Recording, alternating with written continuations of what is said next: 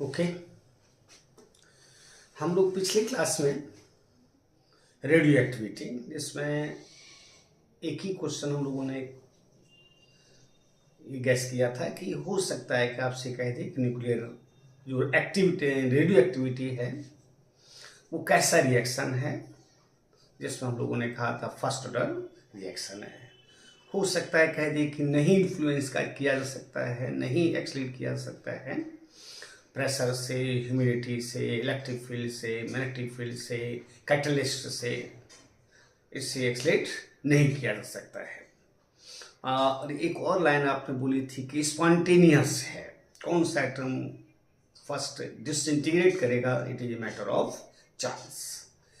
इसके बाद हम लोगों ने कहा था कि 3 प्रकार के रेडिएशंस हैं, जिसमें एक अल्फा है, दूसरा बीटा है, ये दोनों पार्टिकल्स हैं, और थर्ड जो है वो गामा है।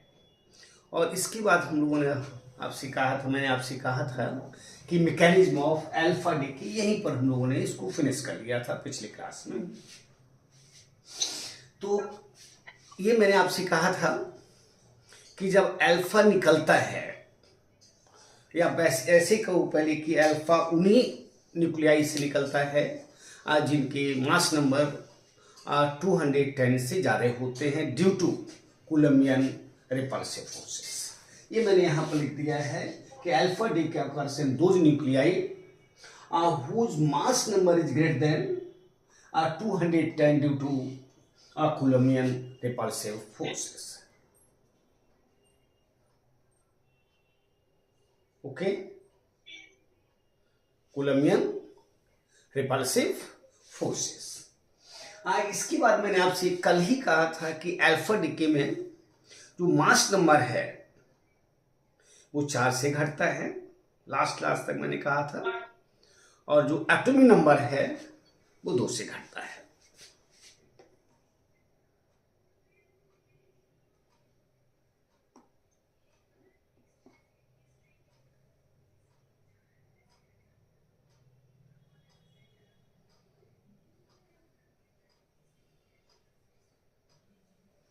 ये मैंने आपसे कहा था, उसको भी मैंने यहां पर लिख दिया है कि in alpha decay mass number of daughter nucleus, daughter जिसको हम लोग कहते हैं वो एक्चुअली प्रोडक्ट है, is decrease by 4 and atom number is decrease by 2। अगर जनरल इक्वेशन लिखी जाए तो आप कहेंगे x जो कि पेरेंट न्यूक्लियस है, a मास नंबर है, z एटॉमिक नंबर है, और बाई डॉटर न्यूक्लियस है a-4 और z-2 प्लस हीलियम जो अल्फा पार्टिकल है 4-2। और अल्फा पार्टिकल को हम लोगों ने कहा था न्यूक्लियस का, ये हीलियम का न्यूक्लियस है, जो 2019 में नीट वालों ने किया था, जिसमें 2 प्रोटॉन्स और 2 न्यूट्रॉन्स होते हैं। अगर हम इक्वेशन की बात करते हैं तो अगर हम यूरेनियम देखते हैं 238, यूरेनियम 238, 92 इसका जेड है। ये थोरियम बनता है 234, 90, चूंकि 92 एटॉमिक नंबर घट चुका है तो यहाँ 90 रह गया, और हीलियम 4, तो यहाँ देखिएगा 234 प्लस 4 इक्वल टू 238, 90 और प्लस 2 92। इसी तरह से रेडॉन है, रेडियम है 226, 88, ये जेड है, 86 चूंकि 2 घट गया है, और हीलियम अगर देखा जाए तो 222 प्लस 4 रेडॉन है, ये 226 आपको मिल जाएगा। तो ये पेरेंट न्यूक्लियस है, ये डॉटर न्यूक्लियस है, और ये अल्फा पार्टिकल है। आपको मैंने 2 रिएक्शंस लिखे हैं। इसमें ग्रुप डिस्प्लेसमेंट लॉ एक सॉरी फैजान का है, जिसमें उन्होंने कहा था कि जो डॉटर न्यूक्लियस है वो पीरियोडिक टेबल में 2 ग्रुप लेफ्ट जाएगा, क्योंकि इसका जेड, क्योंकि पीरियोडिक टेबल में जो भी अरेंज किए गए हैं वो एटॉमिक नंबर के हिसाब से अरेंज किए गए हैं, और चूंकि इसका 2 एटॉमिक नंबर घट चल रहा है इसलिए 2 ग्रुप ये क्या होगा, पीछे जाएगा पीरियोडिक टेबल में। इसके बाद एक और सेंटेंस यहां पर कहा है कि जो पेरेंट न्यूक्लियस है उसका मास, रेस्ट मास, उसकी रेस्ट मास एनर्जी हमेशा ज्यादा होती है किससे, जो प्रोडक्ट्स हैं। इसी को रिएक्शन की क्यू वैल्यू कहा जाता है। अगर हम क्यू वैल्यू लिखते हैं तो यहां पर क्यू बराबर होता है एम, और पेरेंट का मास है, पेरेंट न्यूक्लियस का मास माइनस यहां पर एम डॉटर का मास है, और माइनस हीलियम का मास, और इसमें सी स्क्वायर का गुना करेंगे तो हमको क्यू वैल्यू मिलेगी किसकी, रिएक्शन की। अब अगर हम यहां से कहें कि ये एनर्जी जाती कहां है, चूंकि एनर्जी निश्चित रूप से डिफरेंस है क्यू वैल्यू, तो अगर हम लॉ ऑफ कंजर्वेशन ऑफ, फिर एक बार देख लीजिए आप, एक ही सेंटेंस याद कर लीजिए, भूल जाइए सब कुछ, कि in alpha decay mass number of daughter nucleus is decreased by 4 and atom number is decreased by 2। चूंकि अगर रिएक्शन में आपसे क्वेश्चन करेगा जो 2024 में किया है, तो उसमें अगर अल्फा निकलता है तो ए को 4 घटाना होगा और जेड को 2 घटाना होगा। अन आपको याद करने की कोई जरूरत नहीं है, ठीक है ना। इसके बाद मैंने आपसे कहा कि rest mass energy, rest mass energy ये निश्चित है कि जो पेरेंट न्यूक्लियस है उसकी एनर्जी हमेशा ज्यादा होती है।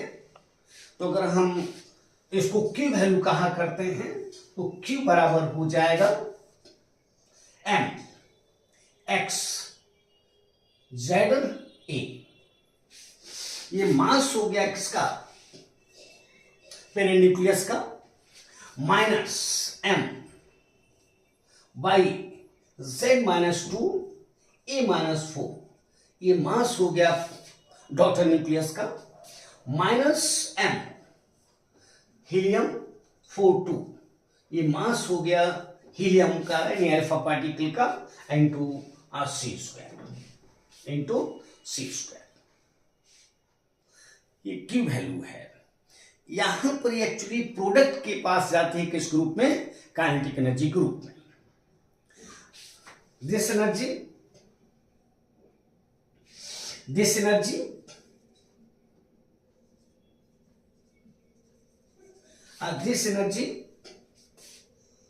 is made available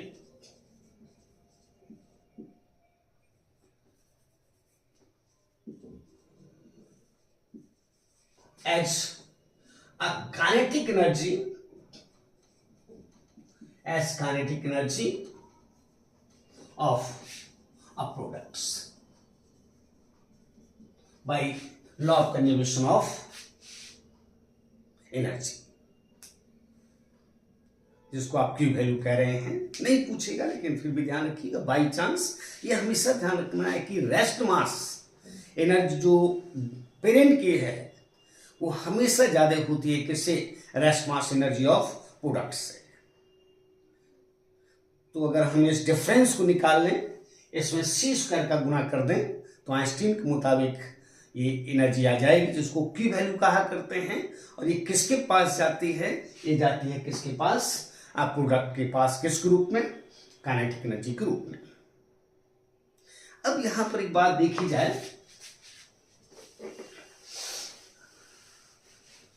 कि अगर हम law of conservation of linear momentum की बात करते हैं, ध्यान दीजिएगा, अगर law of conservation linear momentum की बात करते हैं तो ये यूरेनियम है, ये यूरेनियम है, ए जेड है और एट रेस्ट है, एट रेस्ट है। निश्चित रूप से इसका जो मोमेंटम है वो जीरो है, जीरो है, या हम इसको एक्स लिख देते हैं, एक्स लिख देते हैं, जीरो है। अब ये इससे अल्फा निकलता है, अल्फा निकलता है तो निश्चित रूप से यहां पर बनता है क्या, बाई, जिसको आपने कहा है क्या, इसको आपने कहा है Z-2 और A-4 प्लस हीलियम 4। तो अगर हम इसके मोमेंटम को पी बाई कहते हैं, इसके मोमेंटम को हम पी अल्फा कहते हैं, ये निश्चित रूप से बराबर हो जाएगा किसके? 0 के हो जाएगा, क्योंकि शुरू में ये किसमें है? रेस्ट में है, शुरू में रेस्ट में है। तो यहां पर हम कह सकते हैं पी बाई ये बराबर हो जाए किसके? Minus P alpha by law of conservation of linear momentum.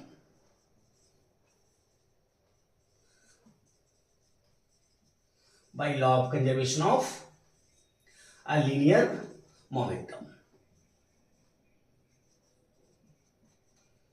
अब ध्यान दीजिएगा, यहां पर हम लिख रहे हैं ये पी बाई है, तो m A-4 मास नंबर में अगर हम प्रोटॉन या न्यूट्रॉन की गुना करके मास का गुना कर दें तो ये मास आ जाएगा, और वेलोसिटी ऑफ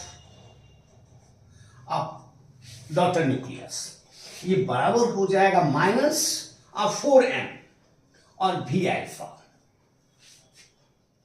तो v बाई ये बराबर हो जाएगा किसके?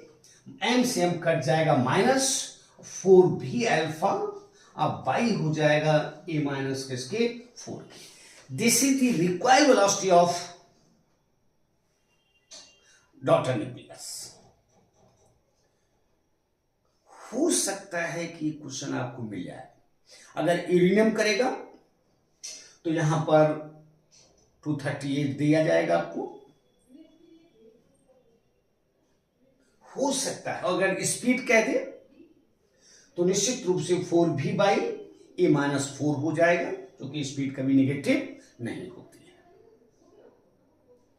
तो मे बी चूंकि law of conservation of linear momentum आपके सिलेबस में है, ये ठीक वही बात होती है जब आप किसी सेल को दो भागों में तोड़ते हैं। जब दो भागों में तोड़ते हैं तो एक भाग अगर आगे गया है तो दूसरा भाग पीछे जाता है, क्योंकि बिफोर एक्सप्लोजन मोमेंटम कितना है? 0 है। जिसमें उस पार्टिकल जिसका की मास ज्यादा होता है उसकी वेलोसिटी कम होती है, और जिसका मास कम होता है उसकी वेलोसिटी ज्यादा होती है। आपको याद है लिखा हुआ है m1 v1 बराबर m2 v2, इन दोनों के मोमेंटम बराबर होते हैं। अगर एनर्जी देखी जाए तो p² 2m है। इसके आधार पर जिसका मास कम है उसकी काइनेटिक एनर्जी ज्यादा होती। जो 2014 में AIPMT में क्वेश्चन था कि यूरेनियम टूटता है थोरियम और अल्फा पार्टिकल में, तो किसकी काइनेटिक एनर्जी ज्यादा होगी? तो आपने आंसर दिया था अल्फा की, यानी हीलियम की काइनेटिक एनर्जी ज्यादा होगी, क्योंकि उसका मास कम होता है तो उसकी वेलोसिटी ज्यादा होगी, जिसके कारण काइनेटिक एनर्जी। इनवर्स का रिलेशन है, इनवर्स रिलेशन, चूंकि दोनों के मोमेंटम बराबर है। अगर हम वन बोर्ड ले लेते हैं मोमेंटम बराबर है। यहां एक और क्वेश्चन बन सकता है, अगर हम डी ब्रोगली वेवलेंथ की बात करते हैं तो चूंकि दोनों के मोमेंटम बराबर हैं और डी ब्रोगली वेवलेंथ लैम्डा बराबर हुआ करती है h/mv के, और mv दोनों का बराबर है। इसका मतलब है कि अगर हम आपसे कह दें कि डॉटर जो न्यूक्लियस है उसके साथ जो वेव एसोसिएटेड है उसकी वेवलेंथ और अल्फा पार्टिकल के पास जो वेव एसोसिएटेड उसकी वेवलेंथ, ये दोनों बराबर हैं। ये भी बहुत अच्छा क्वेश्चन जो कि एक बार IIT वालों ने किया था कि सेल दो भागों में टूटता है, उनके मासेस के बारे में उन्होंने कहा था, और फिर आपसे कहा था कि वेवलेंथ क्या होती है। तो de Broglie wavelength h lambda बराबर होती है h/mv के। तो अगर मोमेंटम बराबर है तो डी ब्रोगली वेवलेंथ बराबर हो जाते हैं। यहां पर ये रिक्वायर्ड वेलोसिटी है, ये रिक्वायर्ड वेलोसिटी है, ये रिक्वायर्ड वेलोसिटी है। यहां पर एक सेंटेंस आप कह सकते हैं जो हम अलग से लिख देंगे एट बीटा के बाद, कि जब भी कोई न्यूक्लियस, जब भी किसी रेडियोएक्टिव न्यूक्लियस से अल्फा निकलता है या बीटा निकलता है, तो जो डॉटर है वो रिक्वायर कर जाता है, वो एक्साइटेड स्टेट में छूटता है, एक्साइटेड स्टेट में चला जाता है। और यही जब न्यूक्लियस ग्राउंड स्टेट में आता है तो एक्साइटेशन एनर्जी को क्या करता है, रिलीज कर देता है। और यही एक्साइटेशन एनर्जी गामा रेज है। ये 2000 कल हम लोगों ने नहीं कह पाया था, ये 2020 में नीट वालों ने किया था, जो 2007 में आईआईटी वालों ने किया था कि जब गामा निकलता है, और सेम आंसर है, जब गामा निकलता है, जब गामा रेज निकलती हैं, जब गामा का रेडिएशन होता है, उसमें ना तो मास नंबर चेंज होता है ना ही एटॉमिक नंबर चेंज होता है, कारण कि एक्साइटेशन एनर्जी है। तो हम बाद में कह देंगे mechanism of gamma decay, mechanism of gamma decay. नहीं तो आप देख सकते हैं, आप देख सकते हैं, एक मिनट लगेगा आपको। जैसे आज सपोज कीजिए कि ये यूरेनियम है, यूरेनियम R238 है, 92 है, ये यूरेनियम है, ये ग्राउंड स्टेट में है, ये ग्राउंड स्टेट में है। जैसे इससे अल्फा निकलेगा, जैसे अल्फा निकलेगा तो ये थोरियम हो गया, और ये एक्साइटेड स्टेट में है, ये एक्साइटेड स्टेट में है। इसके पास एक्साइटेशन एनर्जी है, कारण है कि जैसे अल्फा से निकलेगा वैसे ही ये रिक्वायर कर जाएगा, यानी एक्साइटेशन में चला जाएगा। ये इसके पास एक्साइटेशन एनर्जी होगी। और जैसे ही ये थोरियम ग्राउंड स्टेट में आएगा, जैसे थोरियम ग्राउंड स्टेट में आएगा तो इससे रेडिएशन हो जाएगा गामा, इससे रेडिएशन होगा किसका, गामा, गामा है। ये थोरियम किस में आ चुका है, ग्राउंड स्टेट में आ चुका है, ग्राउंड स्टेट में आ चुका है। इसमें आप देखिएगा जब स्टार दे दिया जाता है, इसका मतलब है कि ये एक्साइटेड स्टेट में है। तो यूरेनियम जब टूटेगा तो थोरियम 234 90 और प्लस हीलियम 42, तो यही एक्साइटेशन एनर्जी क्या है, गामा रेज की है। तो चाहे तो यहां पर एक सेंटेंस लिख लीजिए कि during gamma decay mass number and atomic number of a daughter nucleus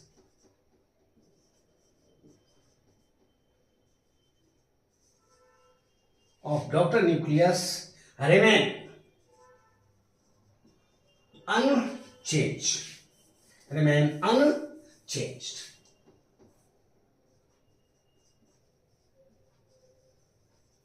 ये 2021 का है, नहीं 20 का है, नीट का है, 2020 नीट का है। वो चाहे बीटा निकले चाहे अल्फा निकले, जो डॉटर न्यूक्लियस है वो हमेशा एक्साइटेशन में चला जाता है, जो कि रिक्वायर करता है, पीछे हटता है। जैसे गनमैन जब गन से बुलेट को फायर करता है तो गनमैन को पीछे धक्का लगता है, यानी बंदूक पीछे की ओर रिक्वायर करती है। ठीक उसी तरह से जो डॉटर न्यूक्लियस है ये पीछे को रिक्वायर करता है, जिसके कारण उसके पास एक्साइटेशन एनर्जी आ जाती है। और यही एनर्जी जब रिलीज होती है तो थोरियम ग्राउंड स्टेट में आता है और गामा का इमिशन होता है, ये गामा रेज है। ये 2020 में नीट वालों ने किया था और 2007 में आईआईटी वालों ने किया था। सेम क्वेश्चन है, तो रट जाओ, प्लान में याद कर लो कि during gamma decay mass number and atomic number remain unchanged, remain unchanged. या हो सकता है कि अगर इसका यूज करें, सब कुछ ये कि स्पीड का यूज करें, तो अगर डॉटर न्यूक्लियस के आपसे स्पीड कह दे तो v इक्वल टू हो जाएगा 4 अब v alpha by a minus 4, जहां पर ए मास नंबर है। अब यूरेनियम अगर देता है तो ए का मान 30 और 238 रख देना है, 234 हो जाएगा, मे बी। तो अगर हीलियम इस साइड में जाता है तो डॉटर इस साइड में भागेगा, जिसको आप रेजिड्यू भी कह सकते हैं। तो ये स्पीड है डॉटर न्यूक्लियस की, रिक्वायरिंग स्पीड है, जिसके कारण न्यूक्लियस एक्साइटेड स्टेट में चला जाता है। तो हम आपसे एक ही सेंटेंस कहेंगे, 3 सेंटेंस कह चुके हैं। एक during gamma decay, mass number and atomic number remain unchanged, और during alpha decay, mass number of daughter nucleus is decreased by 4 and atomic number is decreased by 2. According to Soddy-Fagan group displacement law, daughter nucleus is displaced are 2 group left in periodic table. इसके बाद खा जाओ। हाँ, ये भी ध्यान रखना है कि अगर डी ब्रॉगली वेवलेंथ का यूज कर ले तो जो डॉटर न्यूक्लियस है और जो अल्फा है इसके पास वेवलेंथ्स बराबर होती हैं। क्यों? क्योंकि लैम्डा बराबर हुआ करता है एच वाई किसके, एम वी के, एच वाई एम वी के। जो आईआईटी वालों ने किया था कि एक सेल जब एक्सप्लोड करता है 2 भागों में तो उनके मासेस उन्होंने अलग अलग दिए थे, और आपसे कहा था कि उनके साथ जो वेवलेंथ्स हैं, पार्टिकल का नाम उन्होंने लिया था, लैम्डा 1 बड़ा है लैम्डा 2 से, लैम्डा 1 छोटा है लैम्डा 2 से, लैम्डा 1 बराबर है लैम्डा 2 के, लैम्डा 1 बराबर है 4 लैम्डा 2 के। इस तरह के उन्होंने आंसर्स दिए थे। तो ध्यान रखना है कि लैम्डा 1 बराबर किसके, लैम्डा 2 के होता है, लैम्डा 1 बराबर लैम्डा 2, कारण कि दोनों के मोमेंटम बराबर होते हैं। और चूंकि के बराबर आपने लिखा था, ये सब बहुत अच्छी तरह आपको मालूम है, के बराबर लिखा था हाफ एम भी स्क्वायर, हाफ एम भी स्क्वायर। अगर इसमें हम ऊपर नीचे m का गुना करते हैं तो 2m हो जाता है, और इसी को आप p कहते हो, p square by 2m, that is k। ये सीधा समानुपाती हो जाता है किसके, 1 बाई m के। तो k1 बाई k2 बराबर हो जाता है m2 बाई m1, और f m1 बड़ा है किससे, m2 से, देन k1 छोटा हो जाता है किससे, k2 से। इस तरह के कई सारे क्वेश्चंस आप कर चुके हैं law of conservation of linear momentum में, न्यूटोनियन मैकेनिक्स में। ओके, तो 3 सेंटेंस मैंने कही है, फिर एक बार कहते हैं कि during alpha DK daughter nucleus, the mass number of daughter nucleus is decreased by 4 and atomic number is decreased by 2. According to Soddy-Fagan group displacement law, daughter nucleus is displaced 2 group left in periodic table. When alpha particle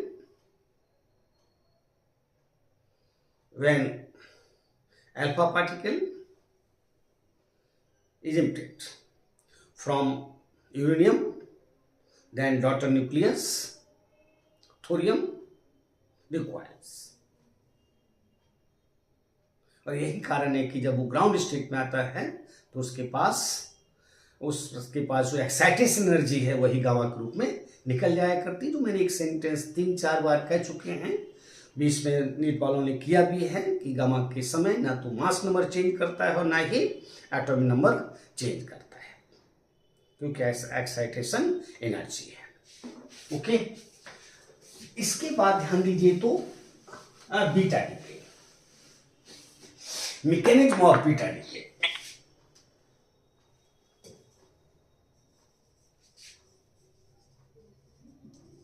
mechanism of beta decay, mechanism of beta decay. हाँ,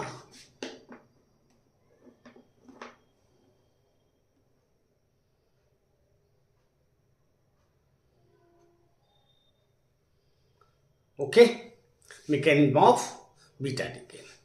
जब भी किसी, जैसे मैंने alpha के बारे में कहा, उसी तरह से जब भी किसी रेडियो एक्टिव न्यूक्लियाइड से अब बीटा निकलता है तो law of conservation of linear momentum, law of conservation of angular momentum और law of conservation of energy, ये तीनों वायलेट कर जाते हैं when radioactive nuclide undergoes radioactive transformation by emitting beta particle, then law of conservation of linear momentum, law of conservation of angular momentum and law of conservation of energy are being violated. ये violet कर जाते हैं।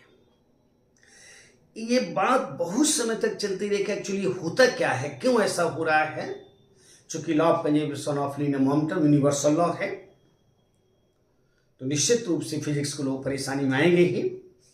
तो एक poly, जिनको आप जानते हैं, पॉली ने कहा था कि जिस समय बीटा पार्टिकल निकलता है उसमें उसके साथ एक पार्टिकल निकलता है जिसका रेस्ट मास 0 होता है, उस पर कोई चार्ज नहीं होता है, लेकिन उसके पास एनर्जी होती है,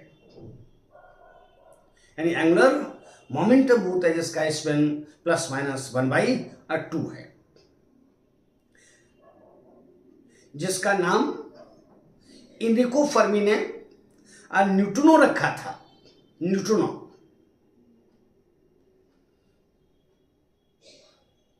न्यूट्रिनो यानी ये शब्द है little neutral one, little neutral one,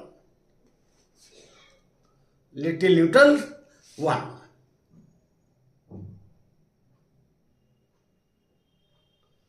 फिर एक बार कहेंगे, जब भी when A radioactive nuclide undergoes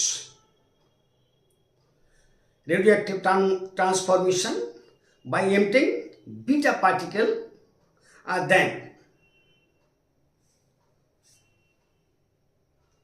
then law of conservation of linear momentum, law of conservation of angular momentum and law of conservation of energy are being violated.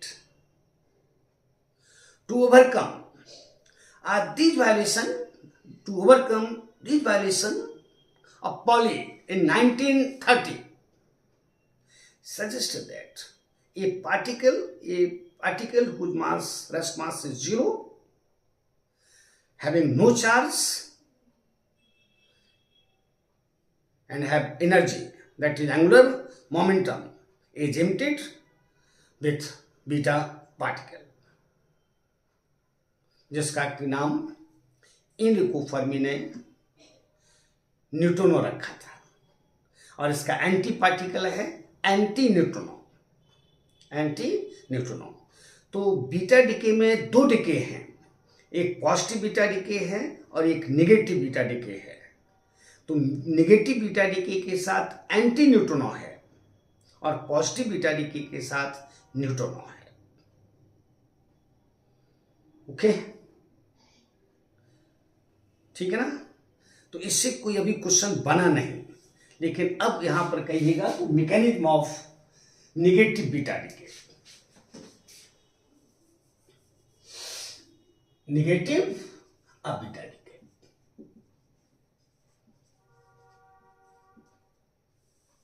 Mechanism of negative beta रट जाना है, जो मैं कहूंगा उसको याद कर लेना है। Negative beta decay means electron वैसे न्यूक्लियाई से इमिट होते हैं, रेडियोएक्टिव न्यूक्लियाई से इमिट होते हैं जिनमें NY/Z का रेशियो 1 से ज्यादा है। तो स्टेबिलिटी को एक्वायर करने के लिए नेगेटिव बीटा डिके में न्यूट्रॉन टूटता है और प्रोटॉन में कन्वर्ट होता है, और इसके साथ एक नेगेटिव बीटा पार्टिकल जो कि इलेक्ट्रॉन है, और इसी के साथ एंटी न्यूट्रिनो निकलता है। तो जब न्यूट्रॉन कन्वर्ट हुआ प्रोटॉन में, हो सकता है इसी क्वेश्चन को 2025 में दे दे कि नेगेटिव बीटा इमिशन में क्या होता है। तो न्यूट्रॉन ट्रांसफॉर्म होता है किसके साथ, किसमें, प्रोटॉन में। अगर प्रोटॉन में ट्रांसफर होता है तो न्यूट्रॉन प्रोटॉन में गया है तो मास नंबर पर किसी प्रकार का कोई इफेक्ट नहीं पड़ा है, लेकिन एटॉमिक नंबर, चूंकि प्रोटॉन की संख्या 1 बढ़ चुकी है तो प्रोटॉन का मान 1 बढ़ जाता है, यानी एटॉमिक नंबर का मान 1 बढ़ जाता है। तो according to Soddy group displacement law, जो डॉटर न्यूक्लियस है वो एक ग्रुप राइट चला जाता है इन पीरियोडिक टेबल। ओके, फिर एक बार कहेंगे कि जब भी n/z का रेशियो 1 से ज्यादा है, इसका मतलब इसमें न्यूट्रॉन्स की संख्या ज्यादा है, तो स्टेबिलिटी को एक्वायर करने के लिए n यानी न्यूट्रॉन्स टूटते हैं, जिससे n/z का मान घटता है, एक की ओर जाता है, और इसमें न्यूट्रॉन प्रोटॉन में कन्वर्ट होता है। तो प्रोटॉन के साथ एक नेगेटिव बीटा निकलता है जो कि एक्चुअली इलेक्ट्रॉन है, और इसके साथ एंटी न्यूट्रिनो निकलता है। और चूंकि न्यूट्रॉन प्रोटॉन में कन्वर्ट हो चुका है तो जो मास नंबर है उस पर किसी प्रकार का कोई इफेक्ट नहीं पड़ता है, लेकिन एटॉमिक नंबर 1 बढ़ जाता है। तो शॉडी के मुताबिक, फैजान ग्रुप डिस्प्लेसमेंट लॉ के मुताबिक जो न्यूक्लियस है, डॉटर न्यूक्लियस है, वो एक ग्रुप पीरियोडिक टेबल में राइट जाएगा। ओके, तो इस बात को कह लीजिए, रट जाइए बात। हो सकता है कि फिर कर दे, चूंकि 21 में भी है, 23 में भी है, और 24 में भी था, 20 में भी था। 20 में तो खैर इजी है कि गामा के रेडिएशन के समय क्या होता है, ना तो मास नंबर चेंज करता है, ना ही एटॉमिक नंबर चेंज करता है। 21 में भी है, 23 में भी है, और 24 में भी है। बाई चांस 25 में भी करते तो mechanism of negative beta decay. Okay, इतना रखते हैं, कल फिर मिलेंगे हम लोग।